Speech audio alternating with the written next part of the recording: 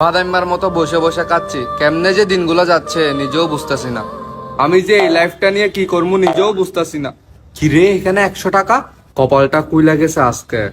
কিরে পকেটে 100 টাকা ছিল, গেল কই? ওমাই তো দেখে ফেলছে মনে হয়, বসে পড়ে তাড়াতাড়ি। ভাই এখানে একটা 100 টাকা নোট পড়ছে মনে হয় আমার।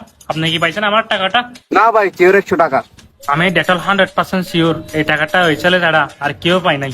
আমি নিচ্ছি, তুই পাইছি। যাই হোক মামা, তুই যে আমার টাকা নিয়ে এখান থেকে উঠতে পারবি সেটা ভাবিস না, তোরা আমি দেখতেছি। টাকাটা কই রাখতে পারে মনে হয় পাশার নিচে আছে টাকাটা। মামা তুই যে কত বড় চেষ্টা, তোর সে আমি কত বড় চেষ্টা সেটা তুই নিজেই জানাস না।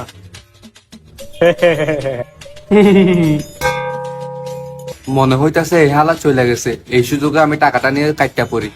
ও বাবারে, ছেসরার পুরা ছেসরা রে। আমি 100% শিওর এই হালাই পাইছে টাকাটা। এখন কি করা যায়, কি করা যায়? আচ্ছা কোনো ব্যাপার না।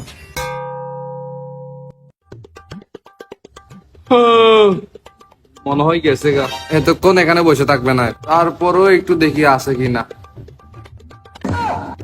চান্দু তুমি কি ভাবছো আমি গেছি গে? আমি তো যাইতাম না।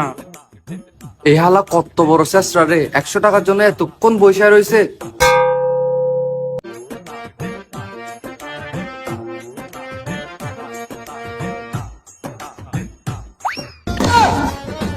আরে ভাই, তোর মতো শেষ তো আমি জীবনও দেখি নাই। এই সামান্য 100 টাকা লাগে কেউ এতক্ষণ বসে থাকে ভাই? আমার পুরো দিনটা খাইয়ে ফেলছিস তুই। এখন যদি আমি রাস্তা রাস্তা হাঁটতাম সারাদিন, এখন এরকম 100 টাকা কয়টা পাইতাম আমি নিজেও জানি না। ধর ভাই, তোর 100 টাকা তুই রাখ, এখানে তুই খুশি থাক, আমি জায়গা।